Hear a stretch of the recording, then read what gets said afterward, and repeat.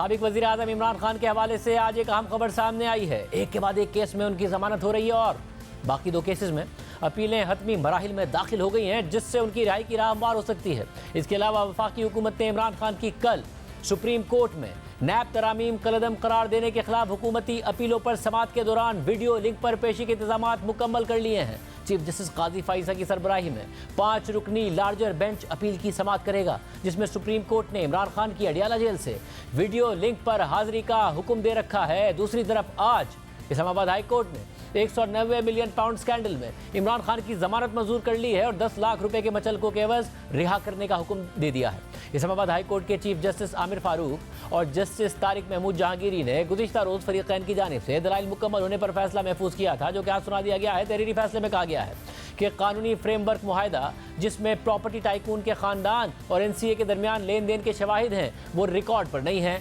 लेकिन हुकूमत पाकिस्तान से डीड ऑफ कॉन्फिडेंशियलिटी 6 नवंबर 2019 को हो गई, मगर उसकी मंजूरी 3 दिसंबर 2019 को ली गई, जिसमें लेन देन की पुरानी तारीखों से मंजूरी शामिल नहीं है। नैब की तरफ से पेश होने वाले स्पेशल प्रोसिक्यूटर का यह कहना दुरुस्त था कि रकम प्रॉपर्टी टाइकून के बजाय हुकूमत पाकिस्तान के अकाउंट्स में मुंतकिल की जानी चाहिए थी। अक़वाम मुत्तहिदा के चार्टर बराए इंसदाद बदूनवानी के तहत मुख्तलिफ दफात मौजूद हैं, जिनमें कहा गया है कि जराइम से हासिल होने वाली आमदनी रियासतों को भेजी जाएगी। शफाफियत के लिहाज से यह बात हैरान कुन है कि बैरून मुल्क से आने वाली रकम जो या तो लॉन्डर हुई या गैर कानूनी तौर पर मुंतकिल की गई थी, उसे पाकिस्तानी अवाम से पोशीदा रखा गया। ताहम प्रोसिक्यूशन को नैब ऑर्डिनेंस के तहत केस बनाने के इख्तियार के इस्तेमाल को फ़ायदा पहुंचाने से जोड़ना होगा।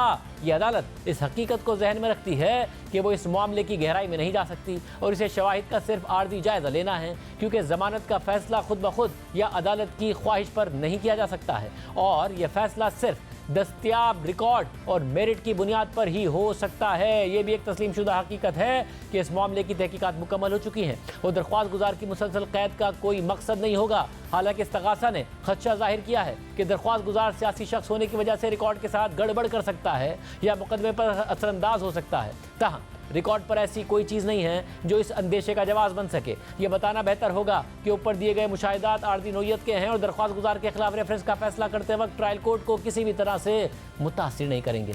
इसके अलावा district and session court Islamabad के जुडिशल मजिस्ट्रेट सुहेब बिलाल ने भी आज लॉन्ग मार्च के दौरान तोड़फोड़ के इल्ज़ाम में थाना खन्ना में दर्ज 2 मुकदमात में इमरान खान की दरख्वास्त बरियत शवाहिद नाकाफी होने पर मंजूर कर ली है। इमरान खान पर लॉन्ग मार्च करने और दफ़ा 144 की खिलाफवर्जी करने पर 2022 में मुकदमा दर्ज हुआ था, जिसमें आज उनकी बरियत हो गई है। इससे पहले तोशाखाना केस में 1 अप्रैल को इस्लामाबाद हाई कोर्ट के चीफ जस्टिस आमिर फारूक और जस्टिस मियां गुल हसन औरंगजेब पर मुश्तमिल बेंच इमरान खान की सज़ा मुअत्तल कर चुका है, लेकिन बरियत और जमानत के इन अहकामात के बावजूद इमरान खान अडियाला जेल में ही रहेंगे, क्योंकि वो साइफर और इद्दत केस में सज़ा मुअत्तली तक रिहा नहीं हो सकते हैं। साइफर केस में सज़ा के खिलाफ इमरान खान की अपील पर समाअत अब हतमी मरहले में दाखिल हो गई है। आज इस्लामाबाद हाई कोर्ट के चीफ जस्टिस आमिर फारूक और जस्टिस मियां गुल हसन औरंगजेब पर मुश्तमिल बेंच ने इस केस की समाअत करना थी, जिसमें FIA के प्रोसिक्यूटर ने अपने दलाइल मुकम्मल करना थे, जिसके बाद इमरान खान के वकील ने जवाबी दलाइल देने थे। लेकिन आज इस्लामाबाद हाई कोर्ट के चीफ जस्टिस आमिर फारूक की कॉज लिस्ट मनसूख होने की वजह से इस केस की समाअत नहीं हो सकी है। दूसरी तरफ district and session court Islamabad में दौरान इद्दत निकाह केस में सजा के खिलाफ इमरान खान और बुशरा बीबी की अपीलें भी हतमी मरहले में हैं, जिनकी अगली समाअत 23 मई को होगी। अब एक तरफ जहां इमरान खान के खिलाफ अहम केसेस मंतकी अंजाम की तरफ बढ़ रहे हैं, वहीं PTI पर सियासी दबाव में भी इजाफा होता जा रहा है। नून लीग और ISPR के बाद अब पीपल्स पार्टी ने भी अपनी तनकीद का रुख तहरीक इंसाफ की तरफ कर दिया है। पीपल्स पार्टी अब तक बहुत से मामलात पर खामोश थी, मगर आज कौमी असम्बली में बिलावल भुट्टो ज़रदारी ने खुद तहरीक इंसाफ पर सख्त तनकीद की है और कहा है कि अगर ये 9 मई की मुआफ़ी नहीं मांगने पर तैयार रहे तो फिर उनको भुगतना पड़ेगा। ये खुल्लम खुल्ला दहशतगर्दी है, ये एहतजाज नहीं बल्कि हुकूमत और फौजी क़यादत के खिलाफ बगावत थी जो नाकाम रही। मई 9 जैसा संगीन वाकया को मजम्मत करने के लिए तैयार नहीं। अपना जो मिलिटेंट विंग इस मई 9 में इन्वॉल्व था, उनका मजम्मत करने के लिए तैयार नहीं, उनसे डिस्टेंस करने के लिए तैयार नहीं, तौबा करने के लिए तैयार नहीं। अगर ये मई 9 का माफी मांगने के लिए तैयार नहीं है तो फिर इनका रोना धोना जारी रहेगा, इनको भुगतना पड़ेगा। जो उनका मिलिटेंट विंग है उनसे उनको दूर होना चाहिए। उनमें से कुछ गंदे अंडे होंगे जो इस किस्म का साजिश में मुलव्विस थे, अगर वो ये करने के लिए तैयार नहीं है तो फिर वो ये कह रहे हैं जनाब स्पीकर के ये सारे के सारे गंदे अंडे ही है। ये खुलम खुला दहशतगर्दी था, ये कू था जनाब स्पीकर, एक कू, ना सिर्फ हुकूमत वक्त के खिलाफ मगर फौजी क़यादत के खिलाफ एक कू अटेम्प्ट था और नाकाम रहा। बिलावल भुट्टो ज़रदारी ने यह भी कहा कि तहरीक इंसाफ को बात सिर्फ इस्टेब्लिशमेंट से करनी है और उन्हीं के पांव पकड़े हुए हैं। बात एक करते हैं मगर सियासत उनका कुछ और है। बात अगर करना है जनाब स्पीकर तो सिर्फ हमारा अफवाज से, बात अगर करना है जनाब स्पीकर तो सिर्फ हमारा एस्टैब्लिशमेंट से।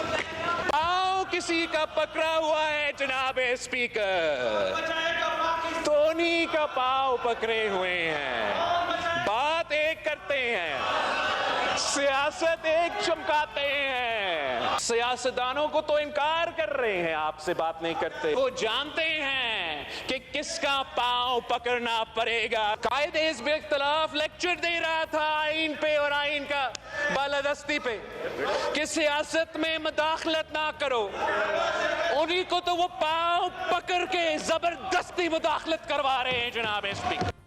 बिलावल भुट्टो ज़रदारी ने वज़ीर आला खैबर पख्तूनख्वा यमीन गंडापुर को ड्रामेबाज और तोहफा करार देते हुए कहा कि हकीकत कुछ और है और वो दिखाते कुछ और हैं। उन्हें वज़ीर आला किसी और ने बनाया है। इसके अलावा आज मौलाना फजलुर रहमान ने भी मीडिया से बात की है और 3 मुतालबात सामने रखते हुए कहा कि हुकूमत मुस्ताफ़ी हो जाए, इलेक्शन दोबारा हो और फ़ौज इलेक्शन से दूर रहे। जो हमारे मुतालबे हैं असरनो इलेक्शन, हुकूमत मुस्ताफ़ी हो जाए और फौज इलेक्शन से दूर रहे। किसी एजेंसी का इलेक्शन से कोई ताल्लुक नहीं होगा।